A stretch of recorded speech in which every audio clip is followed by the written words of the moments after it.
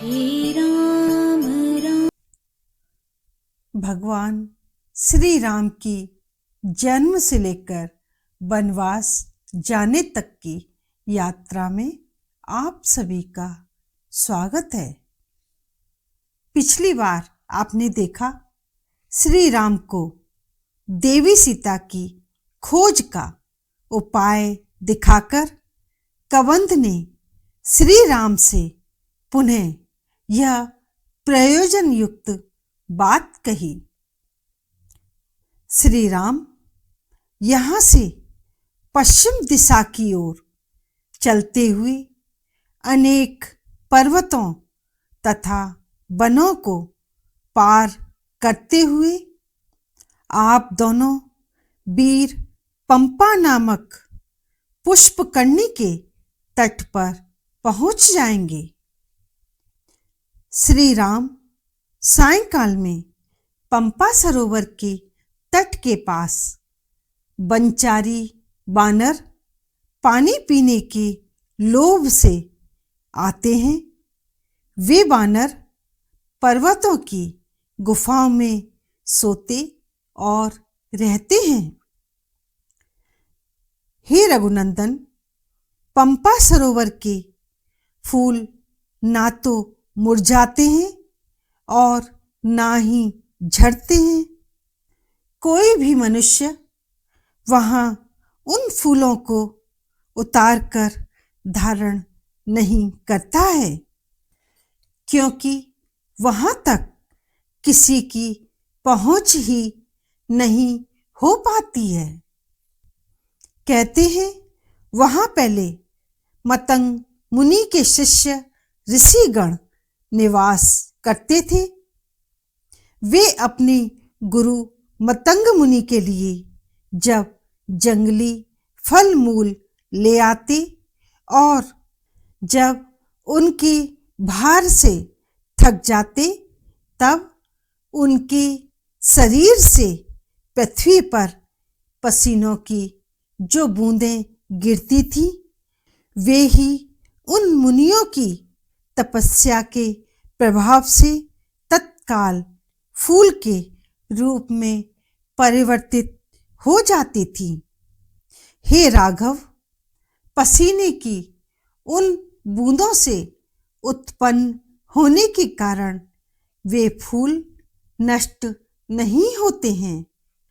वे सब ऋषि तो अब चले गए, किंतु उनकी सेवा में रहने वाली तपस्विनी सबरी आज भी वहां दिखाई देती है। हे वीर, सबरी चिरंजीवनी होकर सदा धर्म के अनुष्ठान में लगी रहती हैं। श्री राम, आप समस्त प्राणियों के लिए नित्य वंदनीय और देवताओं के तुल्य हैं। आपका दर्शन करके तपस्विनी सबरी साकेत धाम को चली जाएंगी। हे नरश्रेष्ठ श्री राम, तदंतर आप पंपा के पश्चिम तट पर जाकर एक अनुपम आश्रम देखेंगे, जो सर्वसाधारण की पहुंच के बाहर होने के कारण गुप्त है। उस आश्रम पर तथा उस वन में मतंग मुनि के प्रभाव से हाथी कभी आक्रमण नहीं कर सकते। हे रघुनंदन, वहां का जंगल मतंग वन के नाम से प्रसिद्ध है।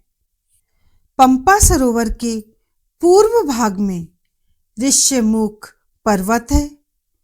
पूर्व काल में साक्षात ब्रह्मा जी ने उसका निर्माण किया और उसे औदार्य आदि गुणों से संपन्न बनाया। श्री राम उस पर्वत के ऊपर एक बहुत बड़ी गुफा है, जिसका द्वार पत्थर से ढका है उस गुफा के पूर्व द्वार पर शीतल जल से भरा हुआ एक बहुत बड़ा कुंड है। महाबली सुग्रीव वानरों के साथ उसी गुफा में निवास करते हैं। वे कभी-कभी उस पर्वत के शिखर पर भी रहते हैं। इस प्रकार श्री राम लक्ष्मण ने कबंध से सब जानकारी प्राप्त करके कबंध को अपने धाम जाने को कहा और स्वयं पंपा सरोवर जाने वाले मार्ग पर पश्चिम दिशा की ओर चलते चलते वे दोनों भाई पंपा नामक पुष्करणी के पश्चिम तट पर पहुंचकर वहां तपस्विनी सबरी के आश्रम पर पहुंचकर तपस्विनी सबरी से मिले। श्री राम और लक्ष्मण को आश्रम पर आया देख तपस्विनी सबरी हाथ जोड़कर खड़ी हो गई। फिर विधिवत दोनों भाइयों का सत्कार करके बोली, हे रघुनंदन, आज आपका दर्शन मिलने से ही मुझे अपनी तपस्या में सिद्धि प्राप्त हुई है एवं गुरुजनों की उत्तम पूजा भी सार्थक हो गई है। जब आप चित्रकूट पर्वत पर पधारे थे, उसी समय मेरे गुरुजन, जिनकी मैं सदा सेवा किया करती थी, यहाँ से दिव्य लोक को चले गए।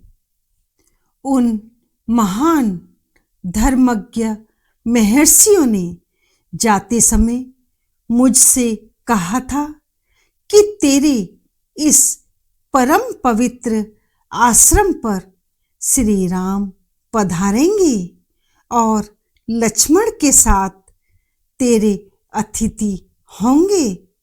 तुम उनका यथावत सत्कार करना।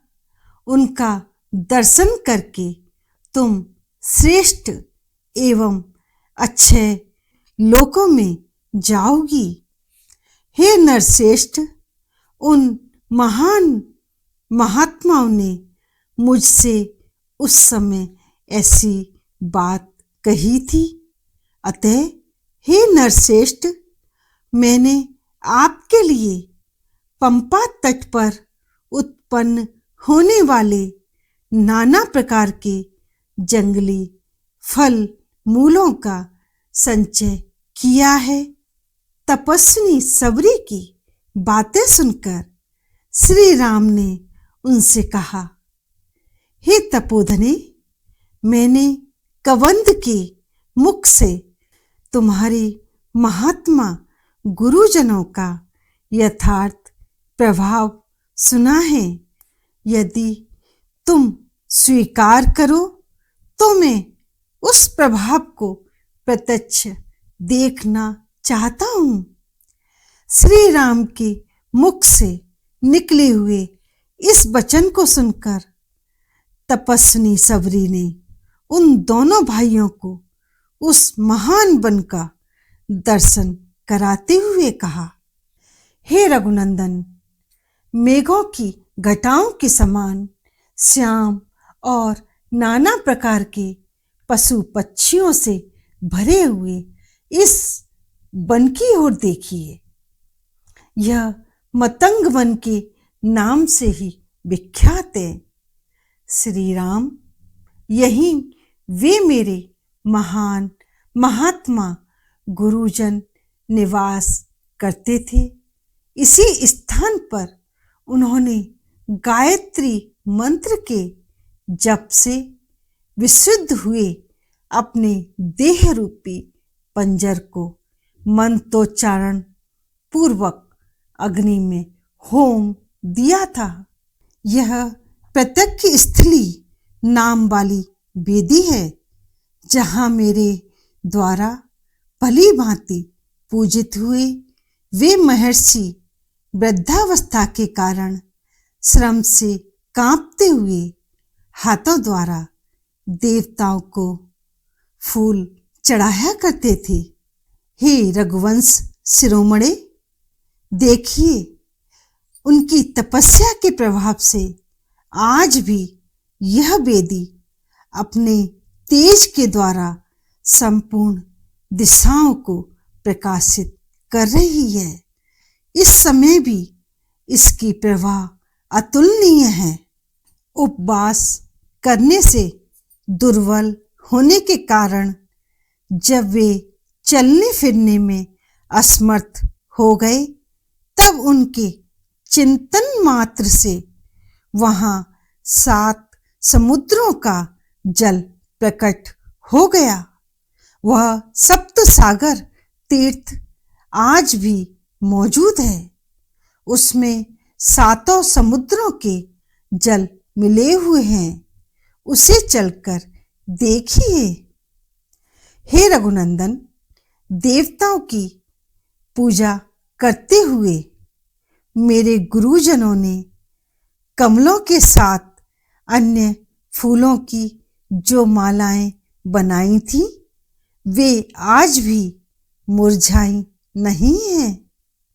भगवान, आपने सारा वन देख लिया एवं यहाँ के संबंध में जो बातें सुनने योग्य थी, वे भी सुन ली। अब मैं आपकी आज्ञा लेकर इस देह का परित्याग करना चाहती हूँ तथा जिनके चरणों की दासी रही हूँ, उन्हीं पवित्र आत्मा महर्षियों के समीप अब मैं जाना चाहती हूँ। तदंतर श्री राम ने कठोर व्रत का पालन करने वाली तपस्विनी सबरी से कहा, हे तपोधने, तुमने मेरा बड़ा सत्कार किया। अब तुम अपनी इच्छा के अनुसार आनंद पूर्वक अभीष्ट लोक की यात्रा करो। श्री राम के इस प्रकार आज्ञा देने पर मस्तक पर जटा और शरीर पर चीर एवं काला मृग चर्म धारण करने वाली तपस्विनी सबरी ने अपने को पावन अग्नि में होम कर प्रज्वलित अग्नि के समान तेजस्वी शरीर प्राप्त किया तथा उस प्रदेश को प्रकाशित करती हुई साकेत लोक को चली गईं।